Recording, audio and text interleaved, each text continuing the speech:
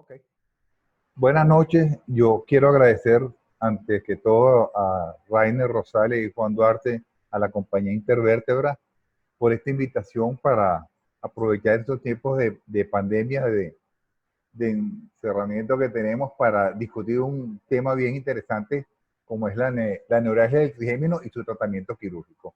Quiero antes que todo hacer un breve agradecimiento al profesor Marc Sandú, que ven en la foto, jefe del servicio de neurocirugía del Hospital Neurológico en Lyon.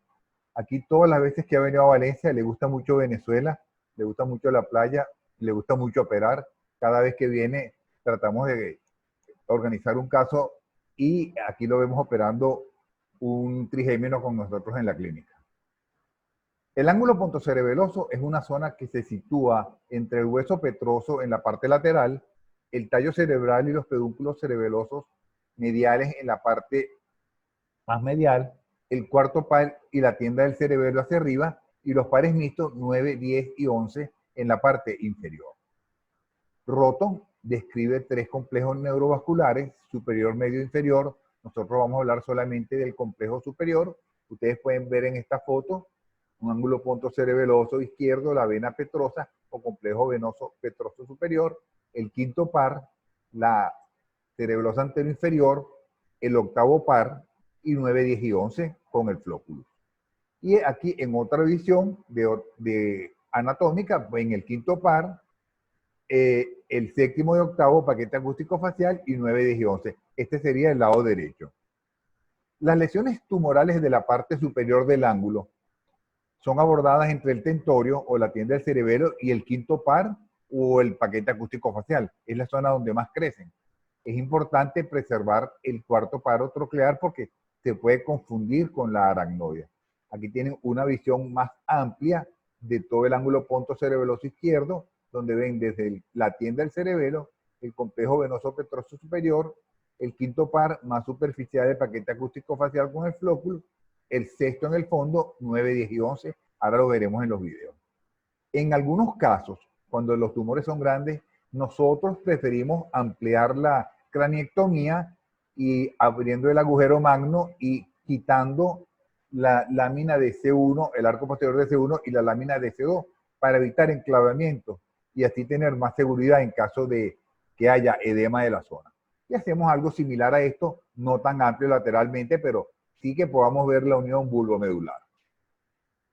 En el complejo neurovascular superior vamos a describir la arteria cerebelosa superior, gran responsable en la gran mayoría de las compresiones neurovasculares, el cuarto y quinto par craneal, el cuarto como referencia, el quinto que es el nervio en cuestión comprimido, el seno transverso y la vena petrosa superior que nos sirven de referencia, el pedúnculo cerebeloso en la parte medial, por supuesto el mesencéfalo, y la superficie tentorial oriza del cerebelo.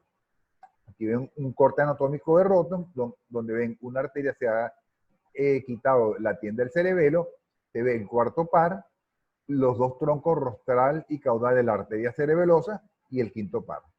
Aquí ven una vista más distal, ven hacia el cabo de Meckel, ven la división del trigémino, la cerebelosa superior y su origen en el tallo cerebral.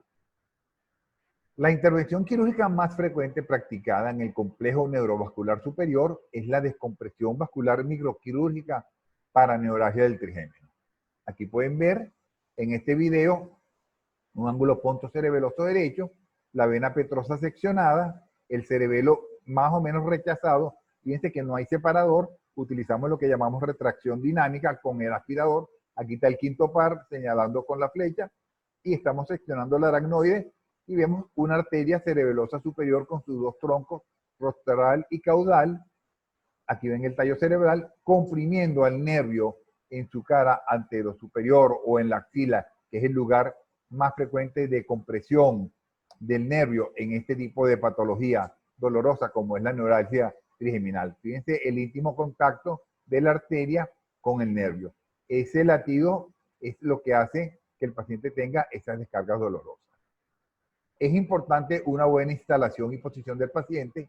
Es importante la posición del anestesiólogo, de la enfermera instrumentista para que nos pase los instrumentos correctamente sin cruzar el campo dónde colocamos el microscopio.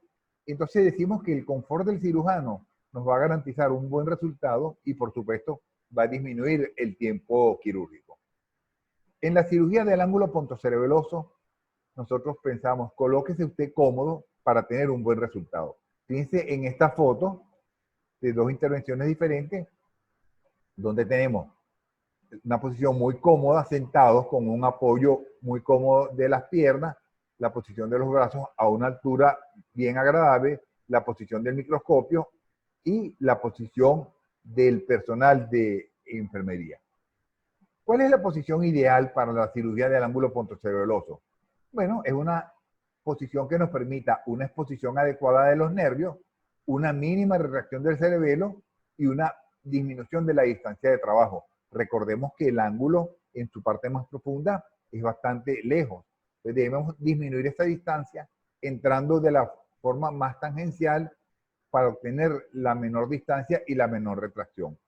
Una posición que facilite los mecanismos respiratorios y la función cardiovascular. Debemos tener una posición que evite malposición de la columna cervical, ya que puede haber hasta daño medular o compromiso del flujo sanguíneo cerebral por compresión yugular o torsión de la carótida o de la vertebral. Y una posición que también permita el confort del cirujano, es obligatorio. Pero ninguna posición llena todos los requerimientos. La sentada la utilizamos mucho para la patología tumoral. Nosotros operamos toda la fosa posterior en posición sentada. La semisentada, que la usamos muy poco, y para la cirugía funcional, es decir, neuralgia del trigémino, espasmo hemifacial, neuralgia del glosofaringio, utilizamos la posición lateral u oblicua o lateral oblicua, que es la que más nos gusta. Fíjense, hemos operado pacientes en decúbito dorsal con la cabeza rotada, pero hay que rotar mucho esto y a veces hemos tenido pequeños problemas pensamos que de compresión yugular. Es por ello que nosotros utilizamos esta posición. Ponemos al paciente en decúbito lateral estricto, le ponemos un rollo entre las piernas, ponemos un rollo debajo de la axila que está contra la mesa para liberar el plexo braquial y la arteria. Tratamos de sacar el brazo de la mesa y lo colocamos. El paciente, esta es una foto del último paciente que tuvimos, dice una persona de edad con toda la comodidad y solamente con adhesivo y bien colocado en decúbitos laterales, el paciente se sostiene. Las medidas preoperatorias son las estándar, vía central, nosotros siempre hacemos una vía arterial, sonda vesical, evitamos los puntos de compresión, talón, rodilla, codo, medidas antiembólicas. Puse catéter lumbar porque hay autores que lo usan. Nosotros tenemos más o menos 15 o 16 años que no utilizamos drenaje lumbar. Dos palabras de la fisiopatología. La neuralgia del trigémino se considera como un síndrome de hiperactividad central del sistema trigeminal y que es debido en la gran mayoría de los casos a una compresión vascular o un conflicto vascular en la zona de entrada del nervio, es decir, la dorsal root entry zona. Aquí pueden ver esta foto muy buena, muy llamativa, cortesía del doctor Sandú. Y la compresión es en la zona que llamamos de Redlich-Obersteiner, que es la zona central y periférica y el anillo o zona de transición. Aquí pueden ver la zona amielínica e oligodendrocítica y la zona schwannomatosa, que vemos en el nervio, en la parte central y la parte periférica. La neuralgia del trigémino esencial o típica es un dolor de tipo epileptiforme. Es por ello que responde también a los tratamientos anticonvulsivantes, carbamazepina, oscarbazepina, fenitoína, lioresal, baclofeno, clonazepam, etc. Y está asociada en la gran mayoría de los casos a una compresión del nervio por un loop o un bucle vascular en la unión, como les dije, de la porción periférica, que es schwannomatosa, y la porción central, que es oligodendrocítica. Todo esto en la raíz, en el ángulo, en la parte superior del ángulo pontocerebeloso. Los criterios diagnósticos son muy sencillos y de acuerdo a la International Headache Society, son crisis paroxísticas dolorosas, pueden durar segundos, raramente minutos, una o varias ramas del trigémino. Es un dolor que es muy intenso, es superficial y puede o no estar provocado por estimulación de zona gatillo o por factores desencadenantes como masticar, hablar o tragar. Son crisis típicas para cada paciente. El paciente es asintomático entre crisis y crisis y no hay ninguna etiología. Si hubiese una, sería neuralgia trigeminal sintomática. Estas lesiones compresivas, este latido perenne de la arteria sobre el nervio, produce una desmielinización focal, que es responsable de las descargas eléctricas ectópicas que presenta el paciente. La descompresión vascular microquirúrgica tiene la función de restaurar esta anatomía del nervio. La selección del paciente es muy sencilla. Por supuesto, la clínica es típica. Dolor, como dijimos. La respuesta al tratamiento médico, generalmente carbamazepina, mal tolerada, daño hepático, grandes dosis. Y ahora tenemos la imagen. La imagen, en este caso de la resonancia magnética, es de gran ayuda. Tenemos un protocolo que aprendimos de la Escuela de Lyon, donde utilizamos estudios con equipos de alta resolución. Hacemos una resonancia estándar para descartar lesiones compresivas o desmielinizantes. Hacemos un T2 para visualizar los vasos y los nervios en las cisternas de la base. Hacemos un T1 con gadolinio para ver vasos, es decir, arterias y o venas. Hacemos TOF, lo que se llama TOF o Time of Flight, en algunos equipos se llama fiesta, para ver las arterias y no las venas. Fíjense, esto es un estudio que habla de la predicción de conflictos vasculares en resonancia. Y en él es interesante, dice que aún en ausencia radiológica de conflicto, el paciente puede tener indicación de cirugía consiguiéndose conflictos vasculares o vasos compresivos. Aquí vemos en la resonancia estándar, es para descartar tumor o placa desmielinizante, como ven aquí, caería dentro del grupo de neuralgia trigeminal sintomática.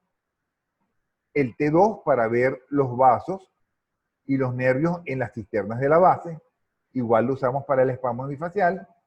El T1 para ver si es una arteria o una vena, es decir, si es un vaso.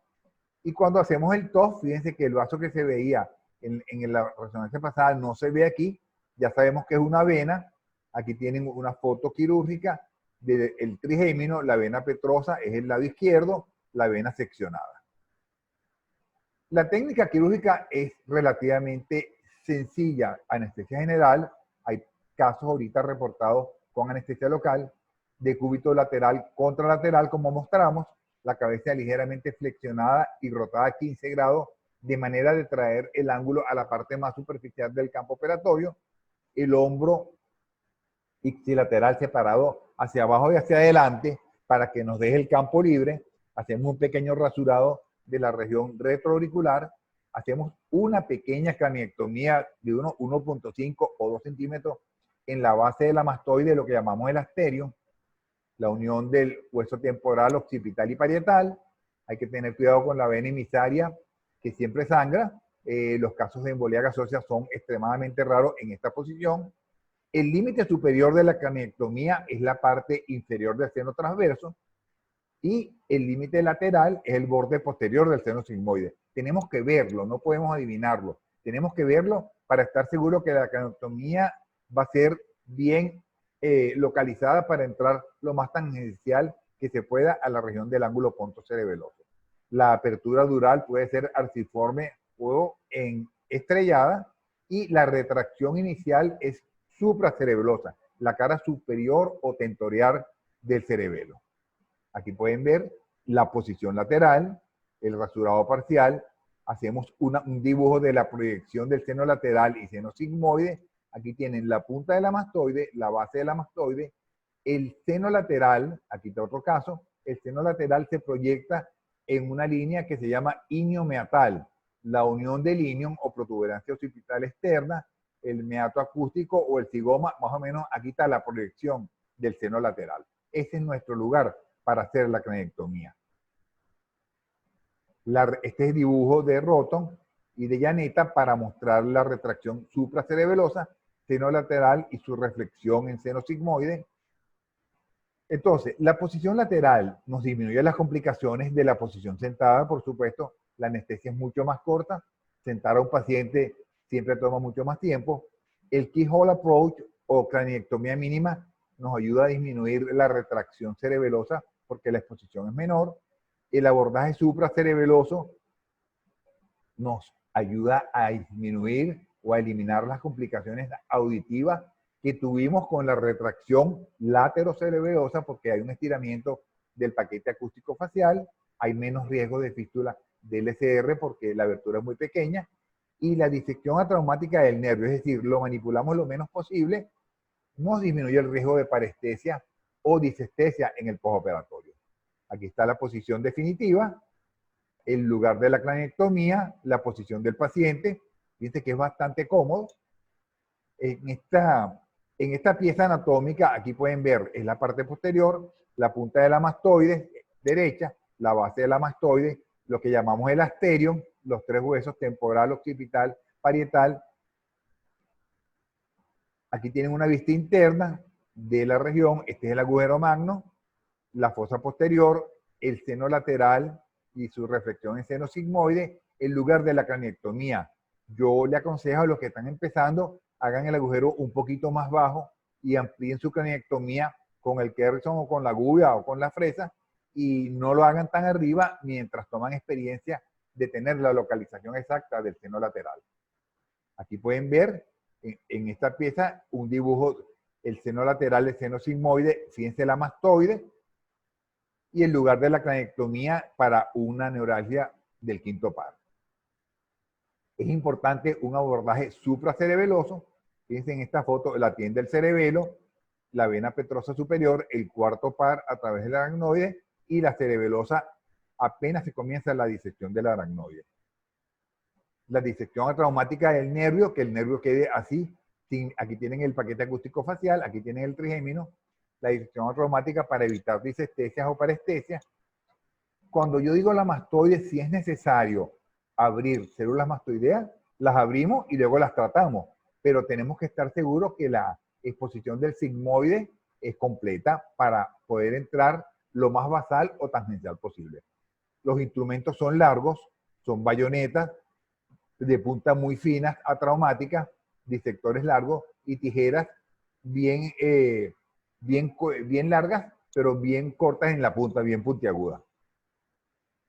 ¿Qué debemos observar en la cirugía? Debemos observar el sitio de la compresión, si es proximal como en la mayoría de los casos, pero tenemos compresiones distales, el grado de compresión, ahorita les muestro cuál es la clasificación que utilizamos, la presencia o no de atrofia del nervio, lo cual es testimonio de compresiones de larga data, la aracnoiditis, les mostraré un video, la aracnoiditis que es una causa de dolor y que cuesta un poquito más tratarla porque seccionar o liberar toda esta aracnoide toma un poquito más de trabajo. Y la angulación marcada del nervio, que es debido a la compresión de mucho tiempo. Sandú describe tres tipos de conflicto neurovascular. El contacto leve, grado 1, desplazamiento o distorsión del nervio, grado 2, y atrofia o impresión marcada de la arteria sobre el nervio en grado 3. Aquí pueden ver un conflicto grado 1 o una compresión de este tipo. Fíjense que la arteria comprime el nervio, no lo distorsiona. Aquí pueden ver una distorsión del nervio. Fíjense la forma en hamaca. El nervio está angulado debido a la compresión de larga data. Y aquí tienen los casos más severos. La arteria, fíjense la huella que dejó sobre el nervio la arteria una vez que se quitó. Aquí ven la arteria y aquí está la huella sobre el nervio. Estos son los casos que más tardan en mejorar. Yo quise poner este video porque este es uno de los primeros casos que yo hice. Este es un caso que estaba grabado en VHS y lo digitalizamos. Es el lado derecho, se seccionó la vena petrosa superior. Aquí está la tienda del cerebelo, aquí está el nervio trigémino. Ya la aracnoide está parcialmente seccionada y fíjense que hay dos ramas de una arteria cerebelosa que deforma el nervio un poquito, y con disección progresiva del aracnoide, fíjense que estamos bien medial en el tallo, vamos liberando estas dos arterias que comprimen al nervio, la vamos liberando progresivamente, teniendo cuidado de no dañar cualquier perforante que puedan hacer. Fíjense que una vez que ya la sacamos, procedemos a colocar un fragmento de teflón entre ambos. Aquí tenemos un caso de una neuralgia del lado izquierdo, abordaje inicial. Esta es la tienda del cerebelo, la vena petrosa, retracción supracerebelosa. Hacemos una sección del aracnoide que tratamos de preservar la vena petrosa cuando sea posible. Aquí está el quinto par en el fondo. Sabíamos que había una cerebelosa superior. En este caso, fíjense la adherencia de la arteria al nervio por bridas de aracnoides que se seccionan o se van rompiendo fácilmente, pero tenemos que tener cuidado de tomarnos el tiempo de hacerlo para no dañar la arteria. Fíjense cómo toda esta aracnoide se va separando y procedemos a colocar un teflón entre la arteria y el nervio para que no haya más contacto. Aquí tienen otro caso. Este es el lado izquierdo. Aquí ven, este es un caso que tenía en la resonancia un conflicto con una arteria que parecía una AICA. Aquí ven el quinto par, el complejo venoso petroso superior. Aquí ven la arteria. Fíjense que el paquete acústico facial, lo señalo aquí, está muchísimo más superficial. Fíjense la huella que dejaba el nervio, la arteria sobre el nervio, testimonio de compresión de larga data, y luego se procede, una vez disecado la arteria, a colocar un fragmento de teflón entre la arteria y el nervio. En este video vemos un conflicto venoso puro. Fíjense que el conflicto venoso en este caso es mucho más distal. Tenemos la cerebelosa superior que no toca el nervio en una posición entre comillas normal, una vena que se llama pontomesencefálica o trigeminal. Si la vena es de gran calibre, tratamos de interponer algo, no nos atrevemos a coagularla. Si la vena es de pequeño calibre, en este caso sí procedemos a coagularla. Aquí tienen un caso en un paciente que tenía en el TOF, no se mostraba la imagen. Aquí tienen el complejo venoso petroso superior, el paquete acústico facial, en el lado derecho, la tienda del cerebelo, y sabemos que había una vena, aquí la pueden ver, bien distal. Los conflictos venosos, curiosamente, son mucho más distales que los conflictos arteriales. Cuando hay un conflicto venoso, se coagula y se secciona. No podemos conformarnos con la simple coagulación porque sabemos que hay una tasa de permeabilización importante de la vena. Ahí procedemos a seccionarla una vez coagulada la vena sobre el nervio. Hemos operado 109 casos, 78 femeninos, 31 masculinos. Tenemos 59 del lado derecho. El paciente más joven tiene 30 años, el paciente más viejo tiene 82 años, la media es de 54. Tenemos 41 casos de la tercera rama dolorosa, 33 de la segunda y tenemos 32 casos de las dos ramas. Esto es importante porque nos va a servir para hablar para el pronóstico.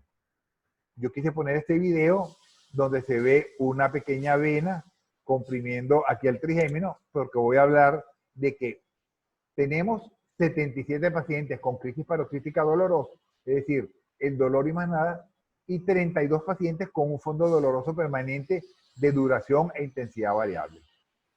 La duración del dolor fue de 22 a 26 años. Y tenemos 47% de casos con una arteria cerebelosa superior responsable.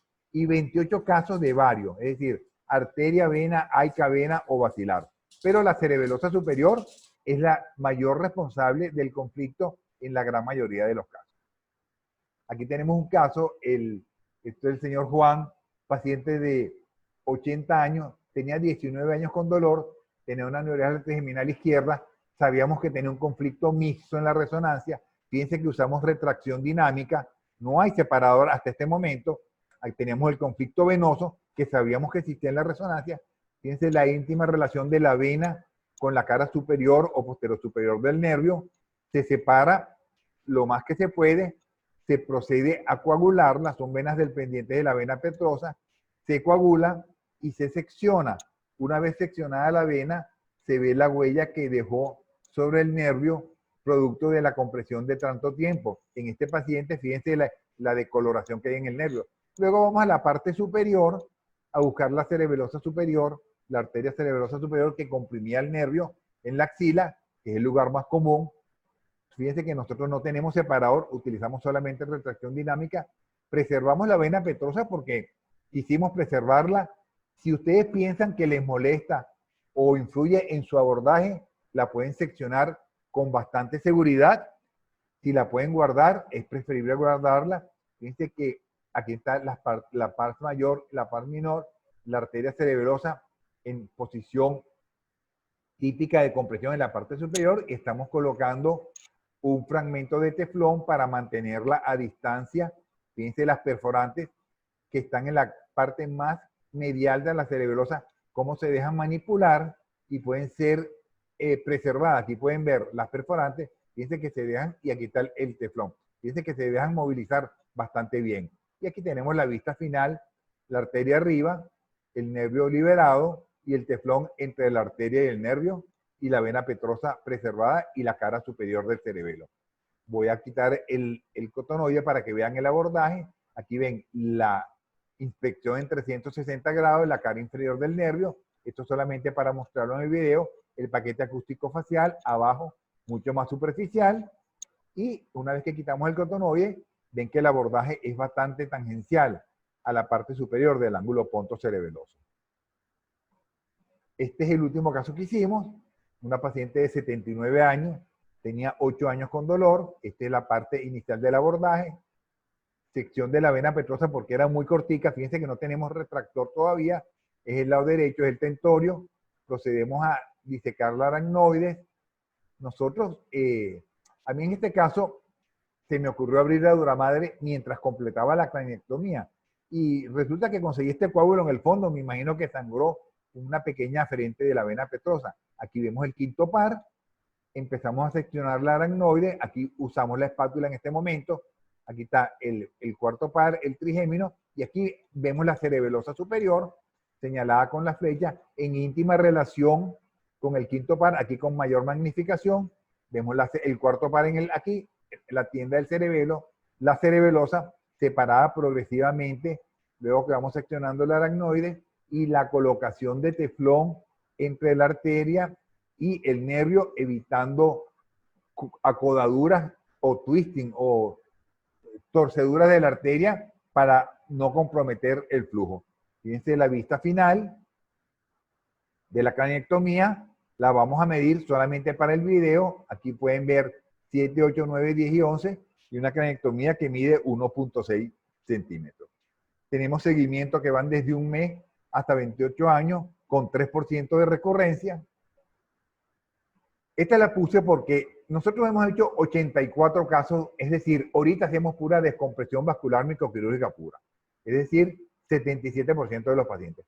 Pero al comienzo de la experiencia, cuando yo no estaba muy seguro de la descompresión, o no estaba satisfecho, o el nervio estaba muy atrófico, yo hice rizotomía posterior selectiva del tercio inferoexterno de la parte mayor. Ahorita les voy a mostrar un caso de rizotomía. Tenemos 78% de excelentes resultados. El paciente está asintomático, no toma ningún tratamiento, tiene cero dolor, ningún tipo. Tenemos 18% de buenos resultados, son crisis esporádicas de muy corta duración y de muy poca intensidad. Fíjense que entre ambos suman 96%. Tenemos 4% de casos malos.